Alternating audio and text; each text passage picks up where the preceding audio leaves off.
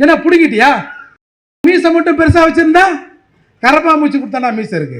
பெரம்பலூர்ல வந்தோம், நீ கல் அடிச்ச. டேய் சிதம்பரத்துக்கு வரேன்டா, சிதம்பரத்துக்கு வரேன் பார்த்துருவோண்டா. ஏய் திருமாவளவனே, நீயா நான் பார்த்துருவோண்டா. சிதம்பரத்தில் நாங்கள் மீட்டிங் போறோம்டா. இதே பறையர் சாதி பற்றும் பிரசாதி நட்பும்னு சிதம்பரத்தில் மீட்டிங் போடுறேன். உன்னால என் கொடுங்க முடியுமா பார்? திருட்டு பயல வந்து கல் விடுற, கொடி எடுத்து போடுற. தர்மபுரியில் உன் கொடி ஏற்ற முடியலடா. இதோ இருக்கிற அந்த கள்ளக்குறிச்சியில் ஒரு பெரிய கட்டை கட்டி ஒரு 50 அடி 60 அடியில் கொடி வைக்கிறான்.